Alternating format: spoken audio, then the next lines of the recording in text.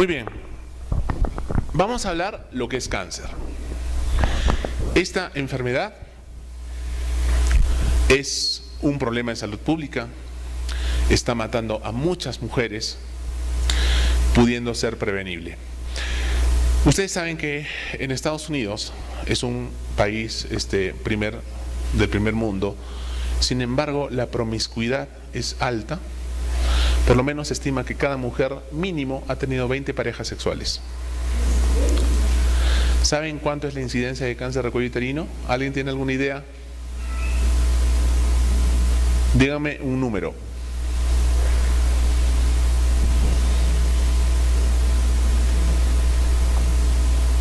Digan cualquiera, conversemos. Yo estoy acá como monólogo. Voy a traer mi títere acá para... Si acá tenemos el 34%, ¿Estados Unidos cuánto tendrá? El 80, 90, 30, 75. 2%. ¿Saben por qué? Porque ellos han adoptado la cultura de prevención. Se acuestan con medio mundo, pero esas pacientes no dejan de ir al consultorio para hacerse su chequeo. Miren cuán importante, solamente de hacerse el chequeo ha reducido la tasa de incidencia en Estados Unidos. Ahí, mira, yo tengo un amigo del colegio que vive en Miami. Cuando llega me dice, aquí en Miami es tanta ¿cómo se puede decir? La malicia, el sodomismo. Dice que hay parejas de esposos que se intercambian entre ellos. O sea, el esposo se acuesta con la amiga o con la esposa de su mejor amiga, así. ¿Ya? Entonces hay bastante tipo de esto. ¿Y cuál es un factor de riesgo del cáncer de cuello uterino? Múltiples parejas sexuales o la promiscuidad, ¿cierto?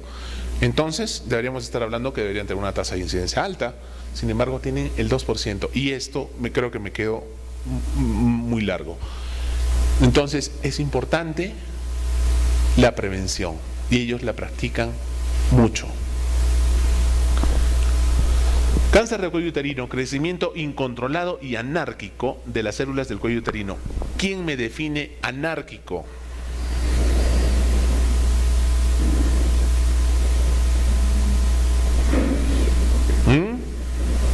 ¿Qué es monarquía? Díganlo en voz alta. Exacto, un rey, por ejemplo, es un monarca. Anarquía, A es sin. O sea, no tiene control, no tiene gobierno, no tiene nada. Por eso es anárquico de células del cuello uterino. Esas células quieren hacer lo que ellas quieren y por eso crecen incontroladamente y nuestro sistema inmune no puede reconocerlas como para eliminarlas. Hay toda una cascada de reacciones químicas que supongo que ayer las han conversado con Geraldine, que es la apoptosis celular. ¿Saben lo que es apoptosis, no es cierto? Cuando una célula empieza la prescripción, ¿no?, del ADN y sale algo mal, automáticamente hay protooncogenes como la P53 que van a derivar a esa célula a su muerte porque está mal. En el caso del cáncer no pasa eso, se bloquea y por eso se replica mal y comienza todas las por decir hijas de las células van a estar mal. Países desarrollados, la incidencia ha disminuido en los últimos 30 años en un 70%, es lo que estábamos hablando, ¿no es cierto? Aparición alrededor de los 45 años, segunda década de la vida e inclusive en el embarazo. ¿Por qué? Cuando, esto es un dato un poco antiguo, porque se iniciaba relaciones sexuales más o menos lo fuerte entre los 20 a los 30 años. Si estamos hablando que el cáncer más o menos demora un lapso de 10 a 15 años en volverse cáncer, si nosotros a una paciente de aquí del ejemplo, de 25 años más 15, ¿cuánto sería? 40 años. De 30 años más 15 son 45. Entonces es por eso que desde esta edad se ve mayor tasa de incidencia de cáncer de cuello uterino. Pero ahora está variando, porque estamos encontrando cánceres en pacientes de 30 a 35 años. Más del 95% de las enfermas con carcinoma incipiente pueden ser curadas. Es cierto. ¿Cáncer in situ se puede curar? Sí se puede curar, si se detecta a tiempo. Causa principal, ya lo conocemos, el virus, ¿no es cierto? Lo que yo quiero es que a todos sus pacientes le metan en la cabeza cuál es la causa principal del cáncer de cuello uterino. Por el PBH. Todos deben conocer eso. ¿Cómo se transmite? Vía sexual. Mientras más parejas tengas, tienes mayor posibilidad a que adquieras un virus que sea más fuerte. Entonces, infección por el virus del papiloma, se transmite sexualmente, es posible que haya contraído la infección hace varios años, porque no fue sino hasta hace poco el tiempo cuando se detectó el virus de una prueba. A veces vienen pacientes que me dicen, la pregunta, ¿no? Usualmente yo, dentro de mí, digo, ¿cuántas parejas sexuales has tenido? 2 por 3, 6, ya. Nunca dicen la verdad, jamás van a decir la verdad. Entonces yo siempre multiplico por 3. Solamente una paciente me dijo la verdad. ¿Cuántas parejas has tenido? 300, incluyendo hombres y mujeres. Así. ¿Ya? Entonces, la pregunta que me hacen es, sí, doctor, yo he tenido, por decir, 3 parejas. ¿Cuál me contagió? ¿Y cuál habrá sido? ¿Podremos decirle? No, no se puede decir eso. Más o menos como que podríamos tener un indicio, ¿no? Pero no nada seguro. Ya hemos visto que del PBH existen varios tipos, ¿no? Son de alto riesgo y pueden provocar cambios celulares y cáncer cervical. ¿Qué tan común es? La mayoría han estado expuestos al virus. La mayoría de las mujeres sexualmente activas, al menos 80%, han estado expuestas al PBH antes de cumplir los 50 años de edad. Y nos quedamos cortos. ¿Se acuerdan que les comentaba? Casi el 90% de mujeres lo tienen. De aquí, el 90% lo tienen. Que no hagan la enfermedad es diferente. Es como el virus de la influenza, ¿no es cierto? Para la gripe. ¿Por qué nos da gripe? Cuando nuestro sistema inmune está bajo. Entonces ahí se aprovecha y nos da la gripe. Igual es el virus del PBH.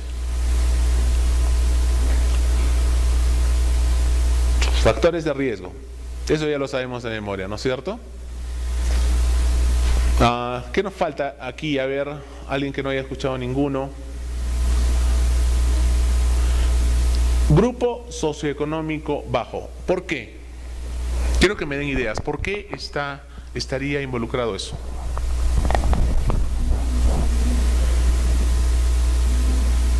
Exacto, por el tema de la educación, ¿no es cierto?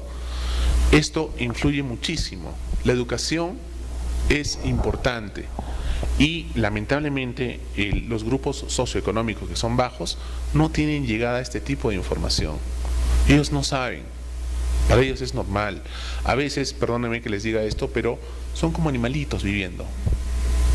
Entonces, ahí está atacando más. El tabaquismo.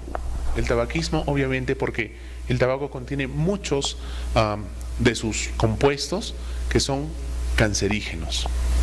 No es que nos vaya a producir el cáncer de cuello uterino.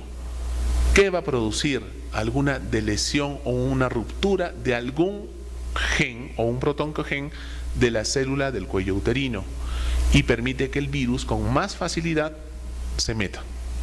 ¿Me dejo entender?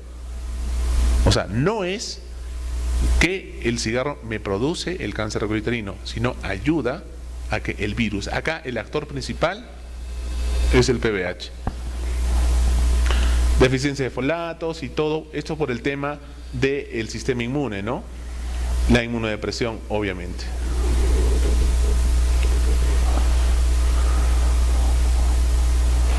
Acá están, se volvió a repetir. La fisiopatología del cáncer de cuello uterino. Empezamos con una displasia cervical. Ya hemos hablado de los grados, ¿no? De todo lo que hemos tenido. Los grados de displasia también, que ya los hemos mencionado. Las lesiones intraepiteliales. Ya hemos visto gráficas también en lo que es un epitelio normal, displasia leve. Acá displasia moderada, que toma los 2/3 y casi aquí, casi los 3/3, y el carcinoma in situ, que sí toma todo. Suponiendo que esta es la membrana basal, esto sería hasta aquí el IE de alto grado. Entonces, cuando ya encontramos un cáncer invasor, ya el tratamiento vira completamente y ya es diferente a lo que se pudo hacer antes. Sí es cierto que podríamos practicarle un cono cuando hay un tipo de lesión como el estadio 1, el 1A1, 1A2, hasta el 2A, pero con pinzas.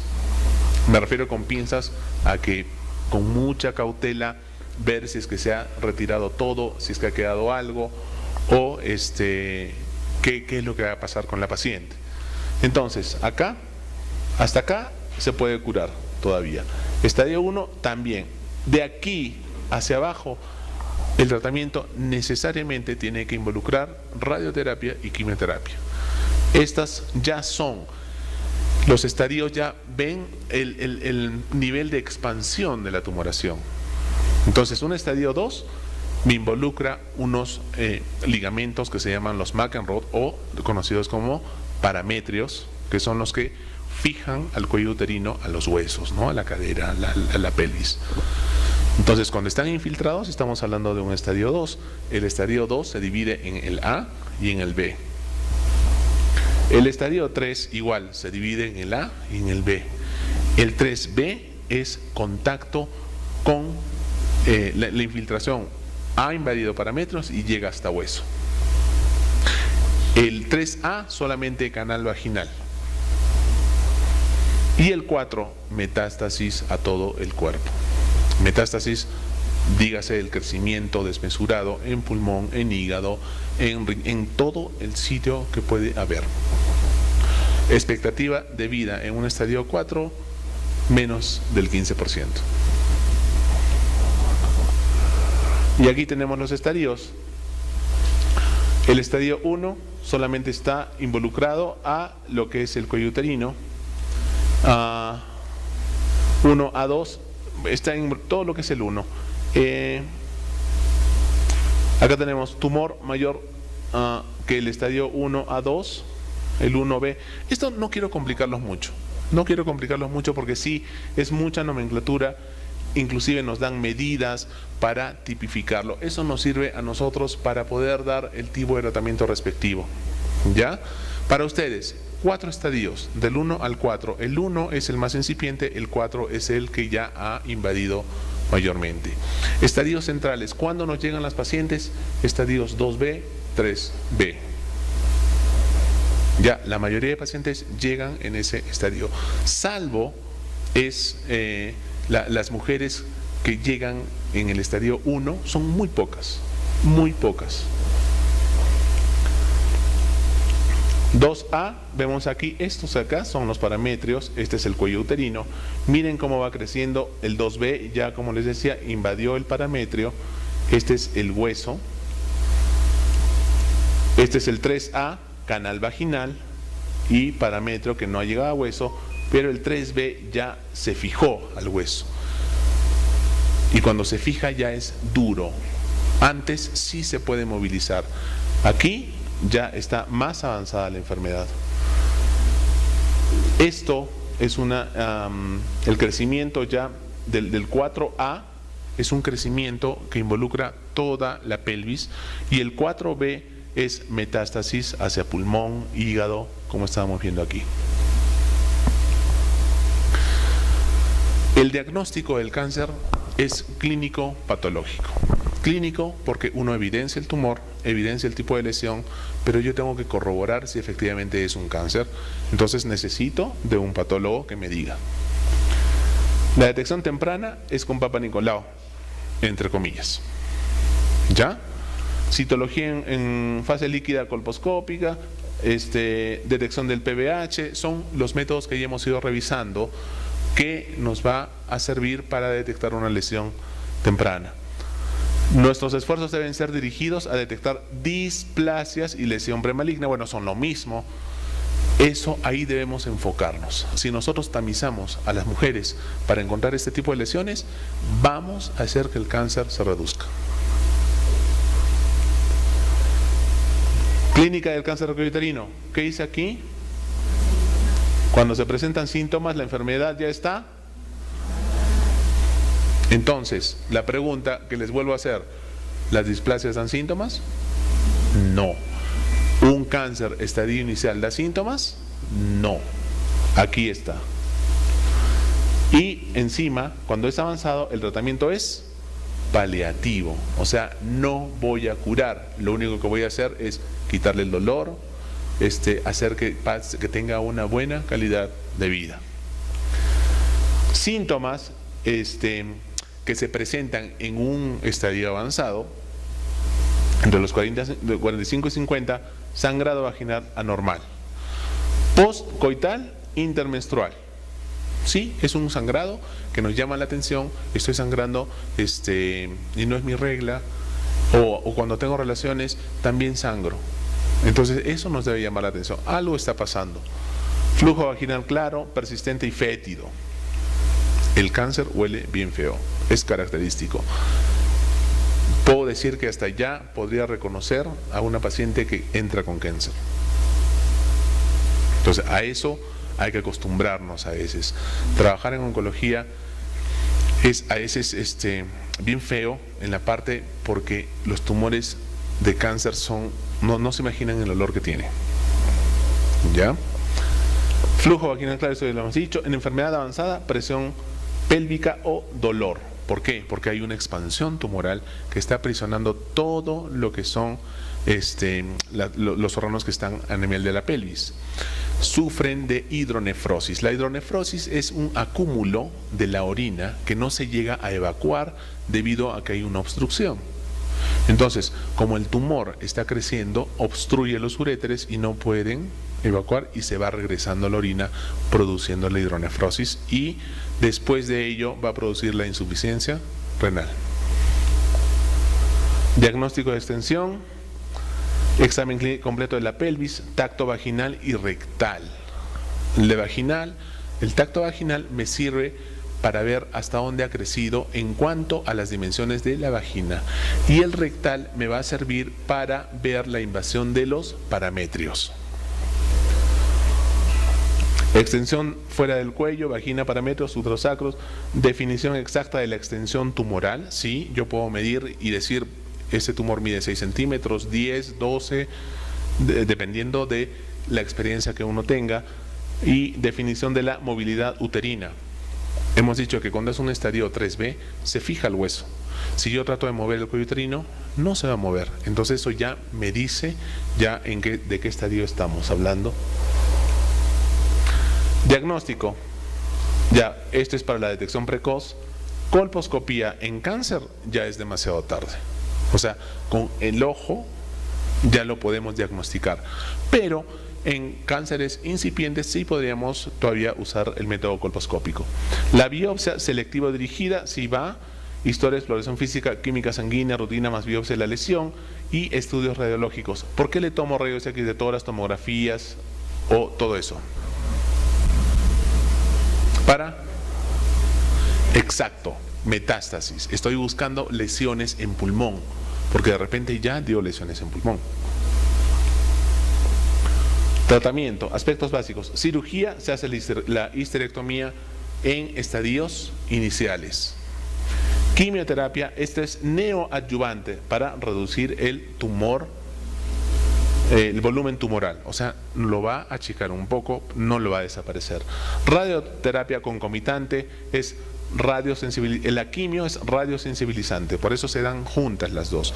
Usualmente en un estadio 3B la respuesta es al 50%. Es decir, de 10 pacientes que tienen el estadio 3B, 5 van a progresar bien y 5 se van a morir. Sobrevida 5 años, estadio 1 tenemos todavía 75 a 90%, el estadio 2 50 a 70, 3 30 a 35% y el estadio 4 de 10 a 15, o sea, ahí ya no tenemos esperanzas que darle a la paciente.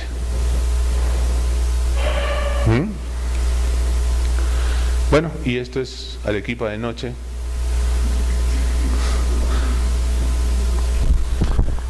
Quiero que ahora sí me llenen de preguntas acerca de esta enfermedad. ¿Qué es lo que les preocupa? ¿Qué quisieran hacer? ¿O qué dudas tienen?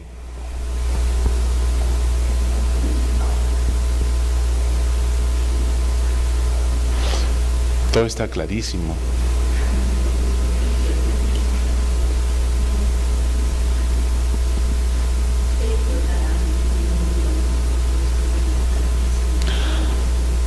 Claro, los eruditos del MINSA siempre van a sacar normas, ¿no? Como ahora los sistemas de prevención, ahora se hace el tamizaje en nivel primario. Y en hospitales ya no, porque supuestamente son nivel a partir del 2 hasta del 1-4 al 3, ¿no? 3-1 y institutos. Pero yo les hago una pregunta, honestamente, ¿están listas ustedes para diagnosticar un cáncer? ¿Sí o no? Falta experiencia, es la realidad. Si yo como Ministerio de Salud voy a hacer ese cambio, pues me preocuparía por capacitar al personal para que esté apto para responder ante este tipo de patologías. Las barbaridades que recibimos en el hospital acerca de temas así dejan mucho que desear. Nos mandan pacientes que no tienen nada y se quedan las pacientes que realmente necesitan un tratamiento. Pero yo no he hecho la culpa a el personal, sino más bien al Estado por no planificar bien. Esto ustedes tienen que manejarlo como si fuera la palma de su mano, conocerlo al revés y al derecho. De esa forma recién vamos a poder ayudar a nuestra gente a prevenir el cáncer. Y más porque siendo este cáncer el único que se puede prevenir, estamos desperdiciando todas las armas. Yo les felicito a ustedes por haber tomado este curso. Yo sé que en 2 días no vamos a poder hablar de miles de libros que existe acerca del cáncer. Tan solo hablar del estadio 1 es muchísimo.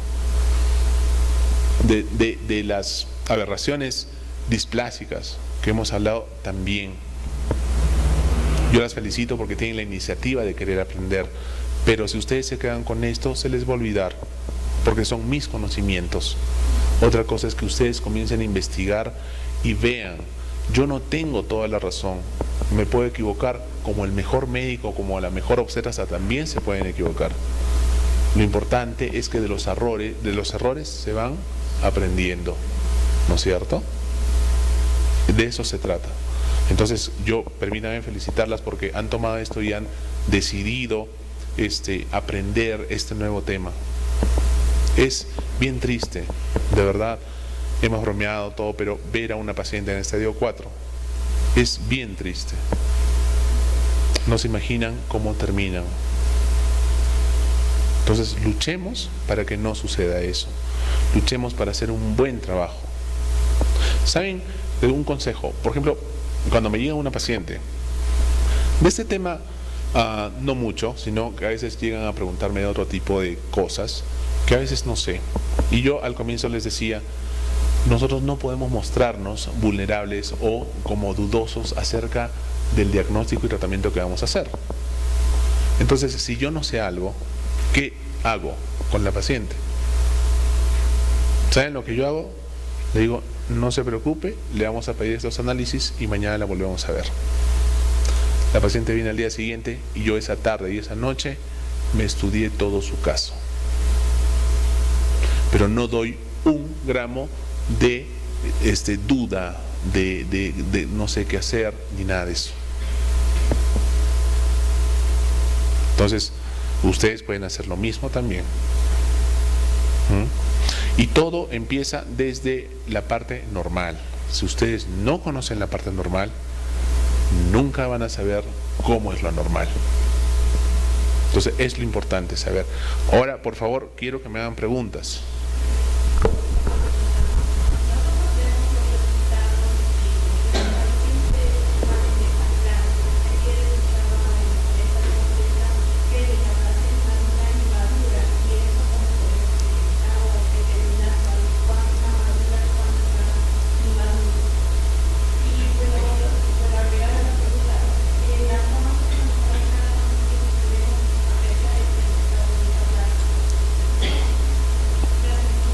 Bien. ¿Quién quiere contestar? Porque ustedes ya saben, ¿no es cierto?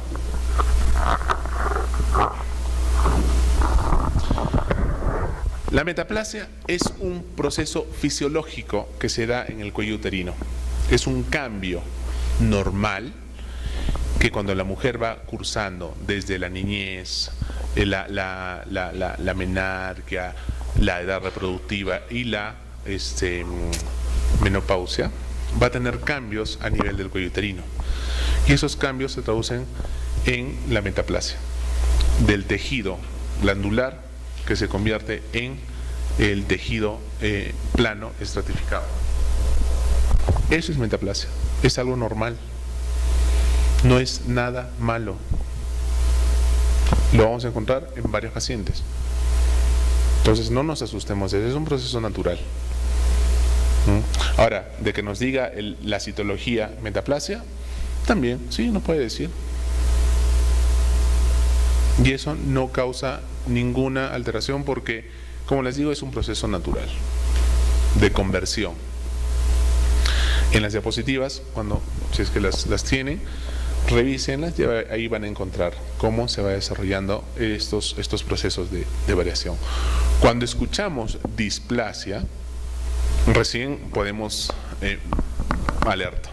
Ahí sí levantamos la bandera y decimos alto, acá está pasando algo.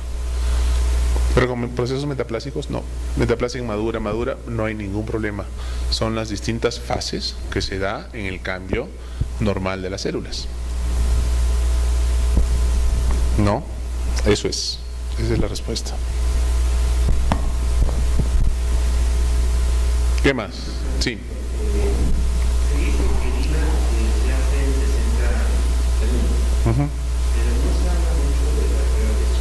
Schiller, eso es lo que nos faltaba.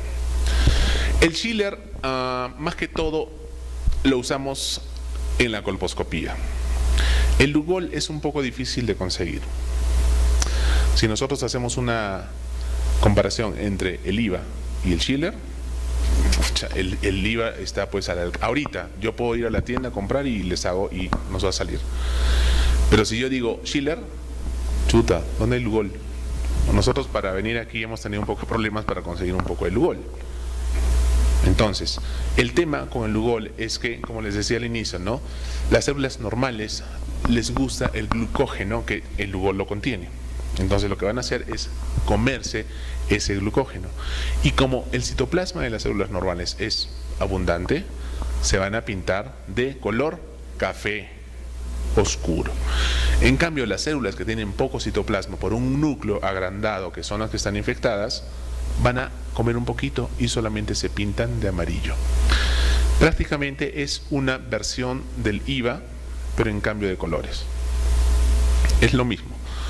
Eso nos va a servir para detallar la lesión, hasta dónde llega, para poder hacer el tratamiento respectivo. En este caso, el Conolip. Pero es lo mismo. Lo que te dije solamente es tratar de conseguirlo y encontrarlo, es un poco difícil.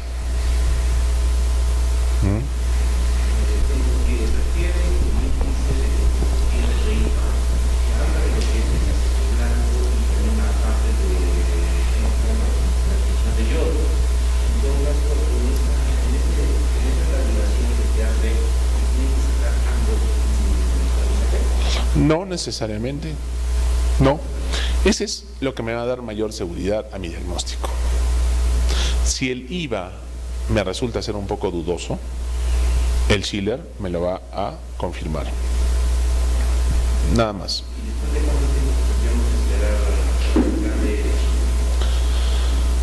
Del IVA, una vez que le hago el IVA, espero el minuto, observo, seco todo, espero que se pase mientras voy observando y ya podría usar el Schiller.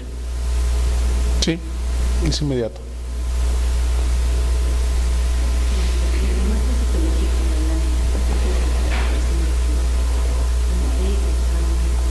Tenemos de repente una demora en la lectura de las muestras. Claro, ese es un tema importante también, ¿no? Pregunta a su colega que la muestra, cuando uno toma la lámina, o sea, el frotis para la lámina, para el PAP, ¿cuánto tiempo puede durar sin, yo supongo, fijarla? Porque se fija, ¿con qué la fijan ustedes? ¿Alcohol? Ya. Si ustedes la fijan con alcohol, no hay problema. Si es que no hay fijación, ahí sí, porque se va a deteriorar, se va a malograr ese tejido, o esas células, mejor dicho, ¿no? Pero una vez que está fijada, no hay ningún tipo de problema.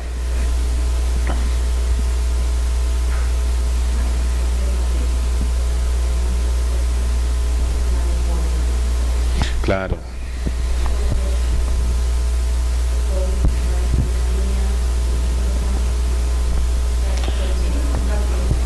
Claro, ese es el problema.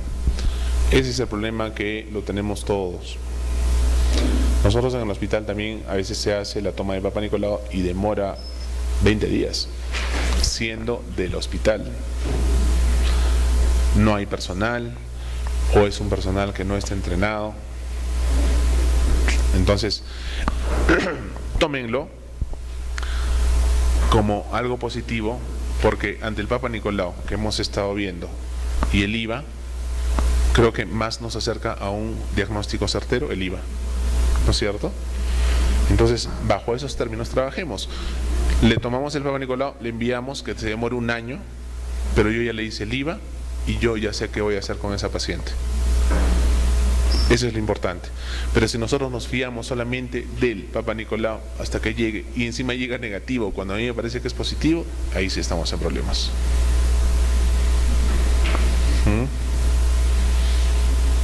¿Algo más?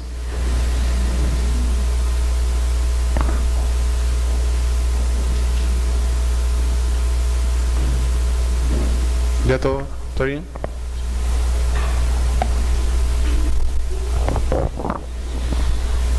¿No tienen más preguntas? Luego me voy atrás y me van a preguntar, ¿eh? ¿Todo está claro? ¿Alguna duda? Acá estamos para aprender, sí. ¿Desde qué edad? ¿Desde qué edad se puede hacer el IVA?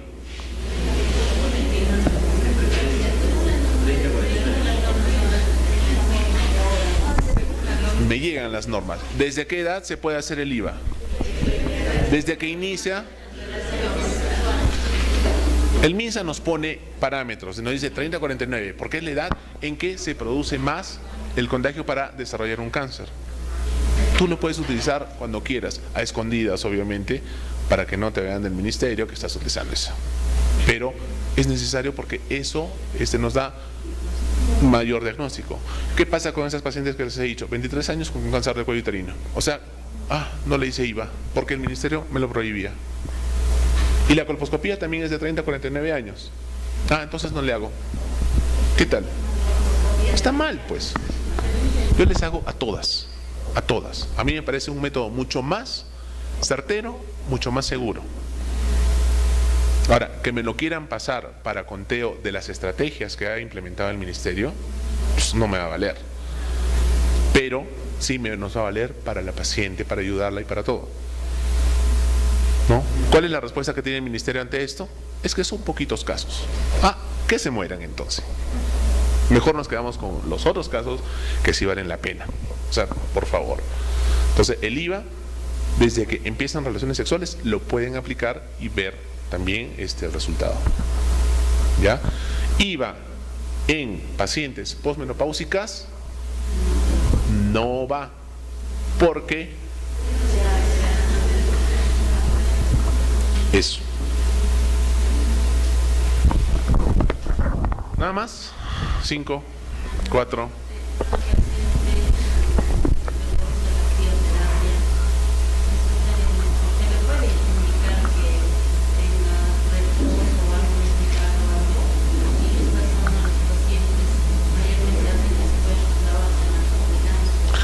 En el caso de la crioterapia no hay mayor problema porque no hay un sangrado, ¿sí? O sea, sí va a eliminar un líquido medio amarillento, ¿no? Que le va a molestar un poco, pero en realidad no le va a pasar nada más. El tema es cuando hacemos conos. En los conos sí puede haber sangrado y sí podría pasar algo. Entonces con ellas no hay problema. En los conos sí deben indicarles reposo, por seguridad de ustedes y de la paciente.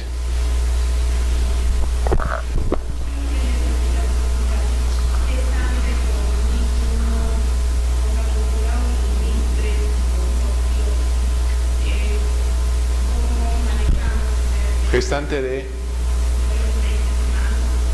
¿Qué hacemos?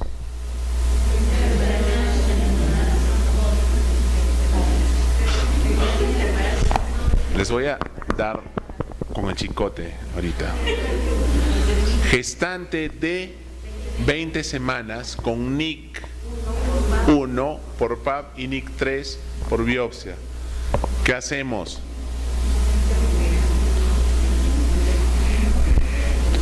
Voy a sacar la correa ahorita yo. Cuando es cáncer, primer trimestre, terminar el embarazo. Si estamos hablando de lesiones así, seguimos y observamos al final. ¿Ya? No confundan, no van a ir a hacerlas abortar ahora las pacientes que tengan NIC 2, NIC 3, ¿ah? No confundan eso. En lesiones premalignas no vamos a tener un embarazo. En cáncer, yo descubro un cáncer primer trimestre y si está avanzado, termino el embarazo y trato a la paciente. En lesiones premalignas no, espero que termine. ¿Ya? ¿Qué más? ¿Nada más? ¿Qué?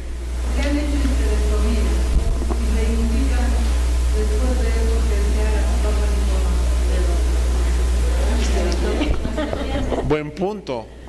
¿Saben que antiguamente se hacían las histerectomías preservando el cuello uterino? Se quedaba el cuello uterino. Ahora, cuando me vienen pacientes así, ¿qué es lo que hago? ¿Por qué te sacaron el útero? Es que me encontraron que tenía cáncer in situ. Ah, ya. Entonces yo haré, en el caso que fuera Papa Nicolau, un Papa Nicolau del fondo de saco o del muñón vaginal. ¿Por qué? Porque a veces pueden quedar rezagos y volver a encenderse la enfermedad. Entonces sí se le hace Papa Nicolau al muñón.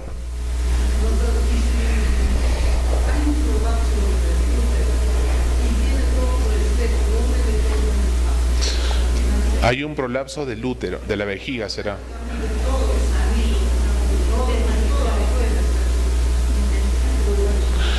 O sea, el cuello uterino lo tienes afuera.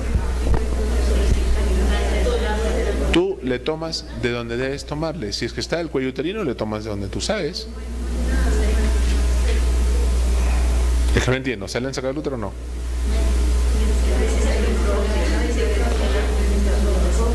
No, por eso. Acá hay un tema. A ver, ¿le han operado a esa paciente? ¿Le han sacado el útero?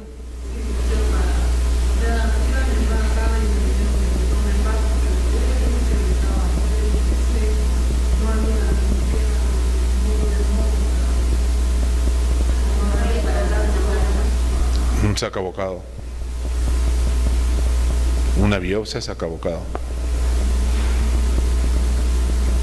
Pero bien raro que se haya descolgado el útero, ¿ah? Bien raro porque mayor son los prolapsos, los vesicales, o sea, de la vejiga.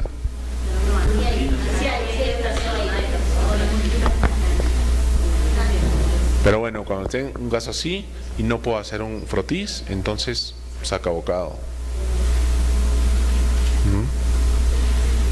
Una biopsia saca bocado con las pinzas para sacarle un pedacito.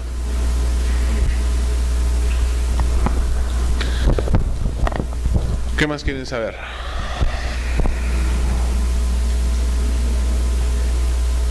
¿Nada más? Listo, muy bien.